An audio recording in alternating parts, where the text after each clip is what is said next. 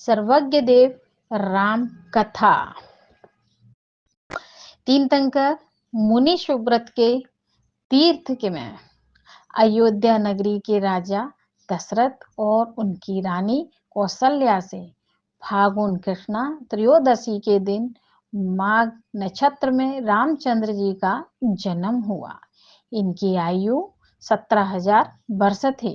शरीर की ऊंचाई 16 धनुष प्रमाण थी अर्थात 96 फीट। दशरथ की अन्य रानियों में सुमित्रा का पुत्र लक्ष्मण, कैकेयी का पुत्र भरत तथा सुप्रभा का पुत्र शत्रुघ्न था।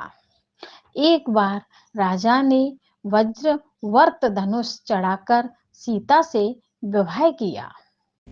कैकेयी के द्वारा भरत के लिए मांगने पर राजा दशरथ ने राम के समक्ष अपनी चिंता व्यक्त की। तब राम पिता की आज्ञा का सम्मान करते हुए राजभवन छोड़कर लक्ष्मण और सीता के साथ वन की ओर प्रस्थान कर गए। राम के वन गमन करते ही शोक संताप पिता दशरथ को संसार स्वार्थी है इस प्रकार का चिंतन करने लगे। चिंतन करते करते वैराग्य हो गया। तब सर्वभूतिहित मुनिराज के पास उन्होंने दीक्षा ग्रहण कर ली। रामचंद्र जी ने वही वन में सहस गति विद्याधर की माया से परेशान सुग्रीव को उनकी पत्नी सतारा प्राप्त कराई। वंश स्थल में वंशगिरी पर्वत पर देशभूषण और कुलभूषण मुनि का उपसर्ग दूर किया तथा दंडक वन में कर्णवा नदी के किनारे सुगुप्ती तथा गुप्ती नामक 2 चरण रिद्धधारी मुनियों को आहार दान देकर पंचाचार प्राप्त किए। एक दिन रावण ने अवलोकिनी विद्या के द्वारा सीता के हरण करने की योजना बनाई। वास्तविक उपाय जानकर सीता का हरण कर लिया और पुष्पक विमान में सीता को बैठाकर लंका की ओर चल दिया। सीता के वन में पहुंचते ही रावण ने अपना असली रूप बना लिया। रूप दिखाया तब रावण को देखकर सीता भय से लज्जा और रामचंद्र जी के विरह में उत्पन्न शोक से मूर्छित हो गई और शील रक्षा के लिए निर्जला उपवास ठान लिया। कुछ समय बाद राम को हनुमान की क्षमता के बारे में जानकारी हुई। तब राम की आज्ञा से हनुमान आकाश मार्ग से लंका की ओर आ गए। लंका में पहुंचते ही सर्वप्रथम भौरा के समान आकार बनाकर संपूर्ण लंका नगरी सहित रावण के महल की जानकारी ली। तदंतर नंदनवन के प्रमद उद्यान में सिंपा वृक्ष के ऊपर बैठकर हनुमान ने प्लागवाग नामक विद्या के द्वारा अपना बंदर जैसा रूप बना लिया और वन की रक्षा करने वाले सैनिकों को बेहोश कर दिया। भाव से सीता के सामने खड़े हो गए। सीता राम द्वारा प्रदत्त चिन्ह को राम के संदेश को सुनाने लगे। तब सीता आश्वस्त होकर हर्ष को प्रभाव प्राप्त हुई। हनुमान के निवेदन करने पर सीता ने 11वें दिन भोजन आहार ग्रहण किया। रामचंद्र जी ने हनुमान एवं सुग्रीव की सहायता से 50 करोड़ 84 लाख भूमि गोचरी एवं 3 करोड़ विद्याधरों की सैन्य शक्ति के साथ लंका की ओर प्रस्थान किया। 20 योजन विशाल रणभूमि में राम और रावण में करीब 4.5 माह तक युद्ध होता रहा। अंत में रावण द्वारा प्रहार किए गए चक्र को प्राप्त कर लक्ष्मण ने वही चक्र चलाकर रावण का वध कर दिया। इस प्रकार युद्ध में राम की विजय हुई। राम बलभद्र और लक्ष्मण नारायण।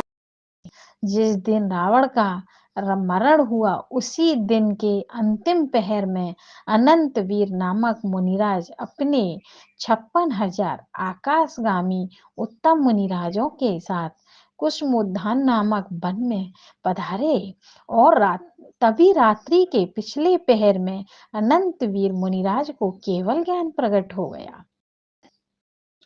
तब वहीं इंद्रजीत, मेघवान, भानुकरण आदि ने निर्ग्रंथ मुनि दीक्षा एवं मंदोदरी व चंद्रनखा आदि ने आर्य का व्रत धारण कर लिए। राम, लक्ष्मण और सीता सहित 6 वर्ष तक लंका में ही रहे। तत्पश्चात संपूर्ण राज विभीषण को सौंपकर पुष्पक विमान से सब अयोध्या आ गए। माताओं से कुशल क्षेम पूछकर प्रणाम कर आशीर्वाद प्राप्त किया। राम के आते ही भरत ने मुनि दीक्षा धारण कर ली। राम का राज्याभिषेक हुआ। सीता के विषय में लोकावाद होने लगा।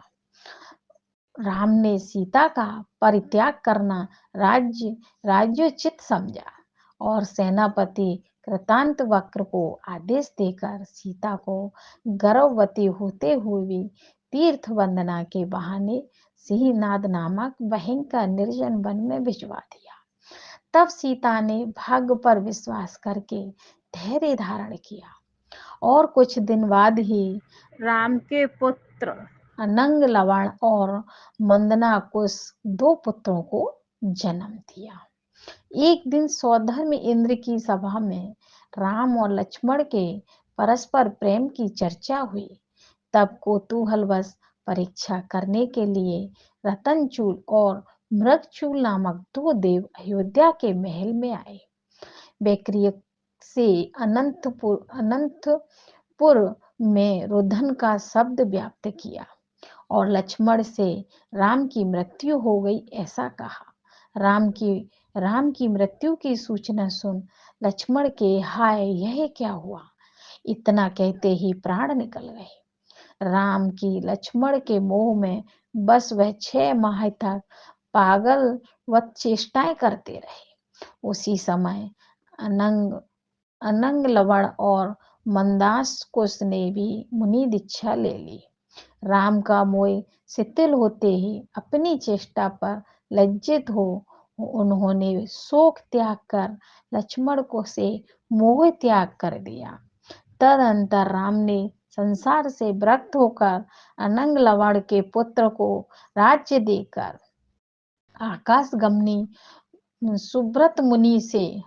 सुब्रत मुनि के समीप मुनि दीक्षा ले ली। इनका नाम पद्म मुनि था। उसी समय शत्रुघ्न, विभीषण, सुग्रीव आदि 16,000 राजाओं ने भी दीक्षा ले ली। पहले ही सीता ने आर्य का दीक्षा ले ली थी और वह समाधि मरण से अच्युत स्वर्ग में स्वयं प्रभा नामक देव हुई। उस देव के मोह के वशीभूत होकर राम को विचलित करने का प्रयास किया, परंतु पद्म मुनि ने 395 वर्ष बाद तप करके माघ शुक्ला द्वादशी की रात्रि में केवल ज्ञान प्राप्त कर लिया।